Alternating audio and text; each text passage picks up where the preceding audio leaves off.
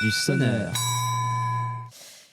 Et pour commencer, évidemment, je vous l'ai dit, et nous sommes très heureux de le recevoir, nous sommes avec Jonathan Chabert. Bonjour Jonathan Chabert. Bonjour à vous. Et merci d'être avec nous ce matin. Alors, depuis le 1er février, on a vu plus de 1300 tracteurs venus de différents pays d'Europe se rassembler devant le Parlement pour faire entendre leur voix, des Belges, des Français, des Espagnols, des Italiens, des Portugais, même des Allemands.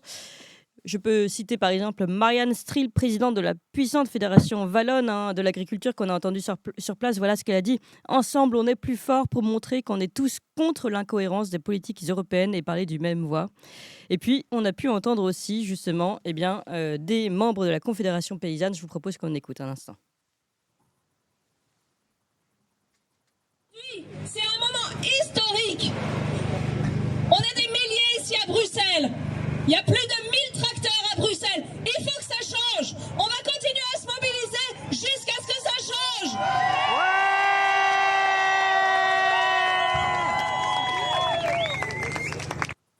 Voilà, donc il faut que ça change, mais est-ce que finalement cette mobilisation continue à Bruxelles et surtout a-t-elle porté ses fruits, Jonathan Chabert? Voilà la première question qu'on souhaitait vous poser.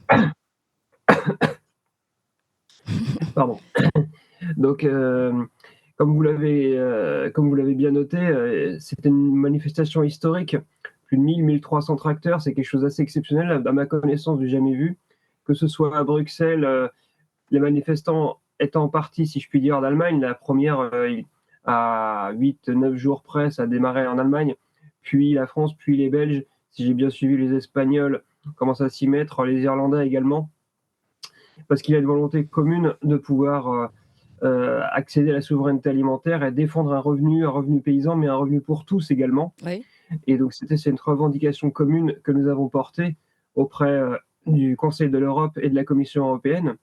Alors, je n'ai pas connaissance qu'on gagne quoi que ce soit en un claquement de doigts, Oui. mais néanmoins, nous avons été reçus, entendus, et une prochaine rencontre aura lieu dans quelques, si je ne dis pas de bêtises, dans quelques jours, pour pouvoir continuer à avancer dans cette direction. Alors effectivement, ce n'est pas que qu'en allant à des réunions qu'on arrive à obtenir gain de cause, et si on doit avoir une telle démonstration de force au travers toutes les organisations paysannes d'Europe, je ne dirais pas mondiale, mais en tout cas d'Europe, c'est parce qu'il y a une nécessité de passer à une autre dimension, toujours dans la non-violence, toujours dans l'écoute et le respect des uns et des autres, pour pouvoir faire en sorte que nous soyons nombreuses et nombreux encore demain, quoi. D'accord. Alors, on va reparler évidemment du fond de votre combat et de ce que vous demandez et où nous en sommes justement dans cette demande. Mais d'abord, la mobilisation.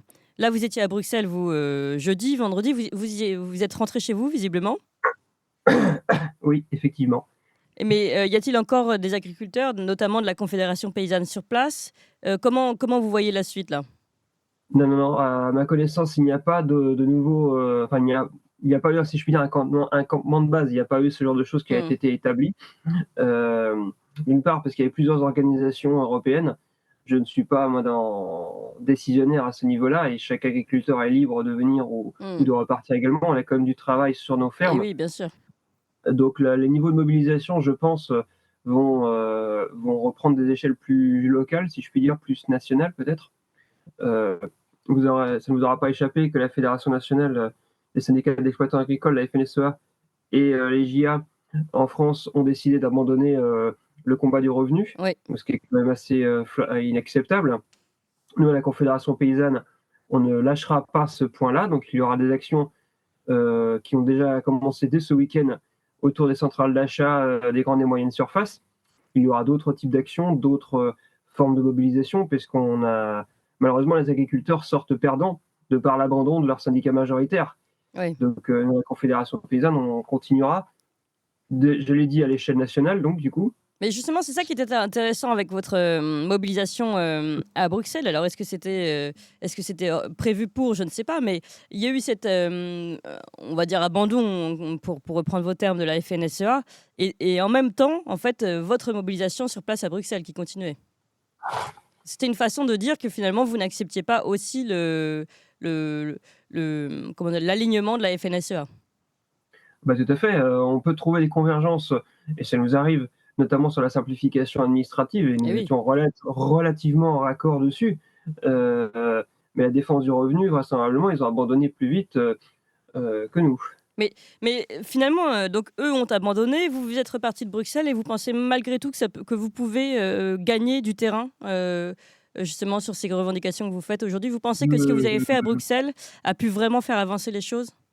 Oui, bah, écoutez, comme je le disais tout de suite, une réunion, une manifestation ne permet pas de tout gagner. Oui, Néanmoins, elle est suffisamment démonstrative oui. pour ébranler les certitudes, je dirais, des dirigeants européens, y compris des dirigeants français. Si les dirigeants européens et les dirigeants français ont accéléré le nombre de réunions, ont fait un certain nombre de déclarations, c'est parce qu'ils ont eu peur de débordements incontrôlables. Donc, ils Mmh. ont eu vraiment eu cette peur qui s'est exprimée et in fine, je dirais qu'on commence à avoir gain de cause, mais s'il faut utiliser la peur pour avoir gain de cause, c'est dommage. Bah, c'est dommage, mais malheureusement, on a l'impression que c'est un peu, qu'il faut arriver à là pour se faire entendre. Alors allons un petit peu sur le fond justement et sur votre combat. Vous parlez de combat pour un revenu paysan, vous allez nous expliquer ce que c'est et puis même, ce que je trouve intéressant aussi, c'est que vous vous êtes présenté à Bruxelles, justement. Bruxelles qui, émet des normes administratives, on l'a dit tout à l'heure, qui peuvent paraître complètement aberrantes pour certains agriculteurs, locaux. Et puis, évidemment, c'est qui signe et qui avance sur les traités de libre-échange. Là-dessus, évidemment, vous êtes complètement opposé. Est-ce que vous pouvez nous expliquer comment vous voyez, vous, la solution paysanne française? Alors effectivement, on s'oppose catégoriquement à tout accord de libre-échange et le traité en cours, le Mercosur, nous y opposons comme les autres. Le président français a déclaré sur tous les plateaux qu'il s'opposait, qu'il mettait un frein, et cetera. Les négociations continuent Oui. et nous avons suffisamment de contacts, outre-Atlantique pour savoir que ça continue. Donc, il y a vraiment une gabegie, il y a un mensonge public, à ce niveau. Le traité de libre-échange contre le Canada n'a pas été ratifié, or il est mis en application. Donc ça, c'est le genre de choses sur lesquelles on a tapé du poing sur la table pour dire que la volonté des parlements et des peuples devait être respectée, parce que ces solutions sont délétères d'un côté ou de l'autre de l'Atlantique, que ce soit pour les pays exportateurs ou les pays importateurs. Et c'est là où je vais en venir et répondre à votre question. La solution française, mais in fine la solution de chaque pays, Oui. c'est de trouver les méthodes qui lui seront propres pour accéder à la souveraineté alimentaire, à la Confédération paysanne, mais à la Via Campesina aussi. Cette solution, elle passe par des paysannes et des paysans nombreux qui utilisent les méthodes les plus adaptées à leur territoire, à l'agroécologie, et qui fonctionnent. On n'est pas en train de parler de méthodes à inventer ou qu'on n'aurait pas l'alternative ou les alternatives, c'est faux. Les alternatives existent et permettent de nourrir tout le reste de la planète de façon, que je dirais, équilibrée. Là, vous Je- parlez je- d'alternatives je- au système industriel, hein? Par exemple, Mmh. je voudrais être très clair sur un point. S'opposer aux accords de libre-échange, ce n'est pas s'opposer, comment dirais-je, à la circulation des marchandises, aux échanges entre pays. On n'est pas en train de demander de tirer un rideau de fer ou Oui. barbelé. On n'est pas là-dessus. On est vraiment pour avoir d'autres types d'échanges internationaux basés sur la souveraineté, basés sur le respect, si je puis dire, de ce qui se passe d'un côté ou de l'autre de la frontière, afin que les échanges soient mieux Vous voulez équilibrés dire et une plus forme de justes. protectionnisme, mais qui n'empêche Voilà, pas l'échange? tout à fait. Le protectionnisme internationaliste. Mmh. Nous avons une nécessité absolue d'avoir ce type d'échange. Oui. D'accord. Alors ça et vous et ce qui est intéressant aussi également que dans votre, mobilisation bruxelloise, c'est que vous vous retrouviez à côté, j'imagine que vous en avez peut-être profité pour discuter avec eux, d'autres Oui. agriculteurs d'autres pays qui n'ont pas du tout les mêmes, fonctionnements. C'est vrai qu'en France, on a beaucoup plus de fermes familiales, beaucoup moins industrialisées, avec, des normes et une recherche qualité qui est quand même plus importante qu'ailleurs. Est-ce que malgré tout, vous avez pu voir, justement des combats communs avec tous ces gens-là? Oui, mais comme je l'ai dit tout de suite, la manifestation à Bruxelles a été initiée par la Via Campesina et particulièrement la FUGEA, qui est le syndicat wallon, si je ne m'abuse. Oui. Et nous avons absolument tous les points communs, des points communs sur énormément de sujets, parce que les modèles de ferme sont relativement similaires, parce que notre exigence sur l'autonomie, sur la production locale, sur le respect de la nature sont communs. Et à partir de tous ces communs, effectivement, on trouve des sujets de discussion. Bien évidemment, il y a des spécificités belges, il y a des spécificités allemandes, il y a des spécificités espagnoles, bien sûr.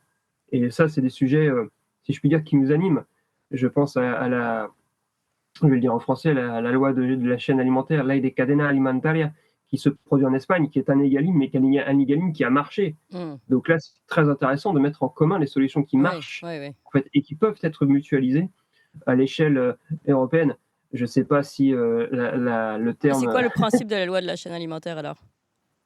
c'est d'indexer les prix sur le coût de production avec un contrôle très sévère de l'État. Et si une partie, en général, c'est une grande distribution ou une société agroalimentaire ne le respecte pas, les sanctionner. Mmh. D'accord, donc en fait, on part du coût de production de l'agriculteur plutôt que de contraindre l'agriculteur à donner un prix qui n'est pas forcément le sien. Exactement. Mmh. Oui, bah, c'est sûr que ça paraît assez sain C'est ce qu'on et attend assez depuis 7 normal en ans. fait, oui. Oui, d'accord. Et ben écoutez, en tout cas, on voit, hein, ce combat, qui continue d'être mené et c'est très intéressant de voir en effet les points communs et les traits d'union. Est-ce que vous avez pu, justement vous donner des rendez-vous aussi avec ces agriculteurs, d'autres pays pour d'autres manifestations ensemble?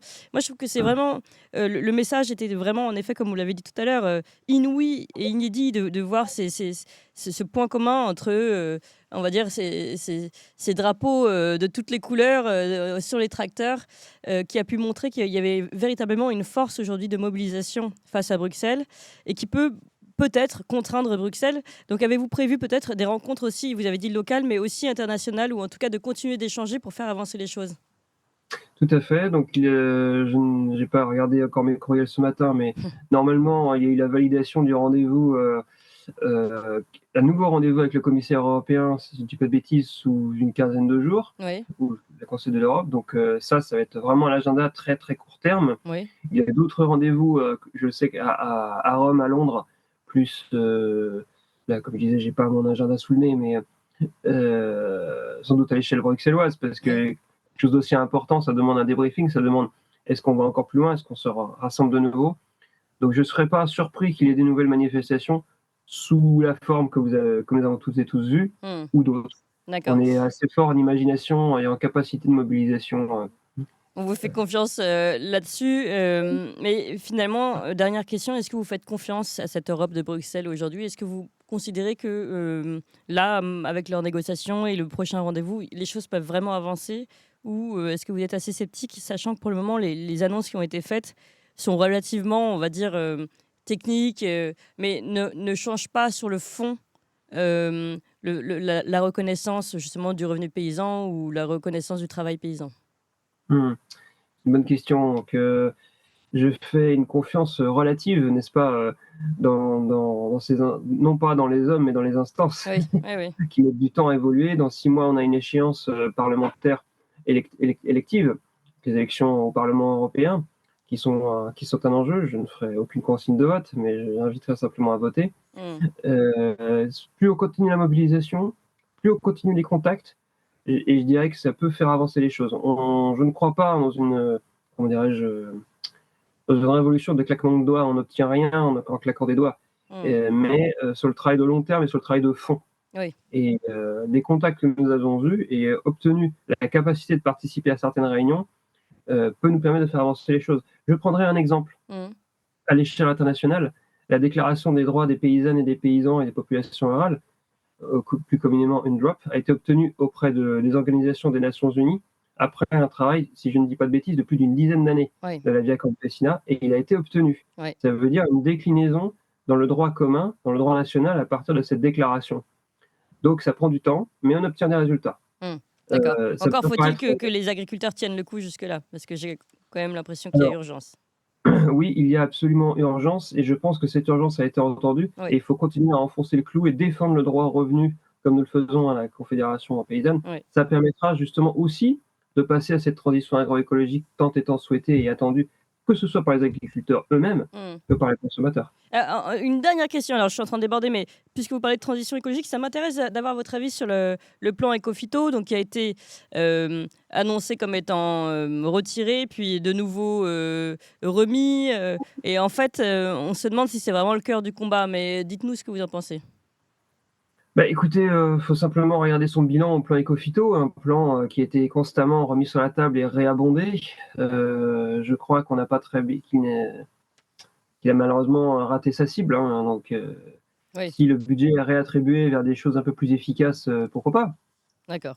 Pourquoi pas? C'était pas une solution miracle, hein. Si on avait indexé les coûts de production, les prix, sur les coûts de production avec une sécurité sociale de l'alimentation, ça aurait peut-être été un peu plus efficace. Oui. Donc, bon, on a bien compris, hein, des mesures qui font beaucoup de bruit, mais qui ne font pas beaucoup avancer les choses. Merci beaucoup, Jonathan Chabert. On reprendra contact avec vous, si vous voulez bien, après les annonces du commissaire européen. Merci encore et bon courage. En tout cas, je rappelle que vous êtes maraîcher, membre de la Confédération paysanne, et donc vous étiez présent à ces manifestations très importantes à Bruxelles entre le 1er et le 2 février. Merci beaucoup à vous. Et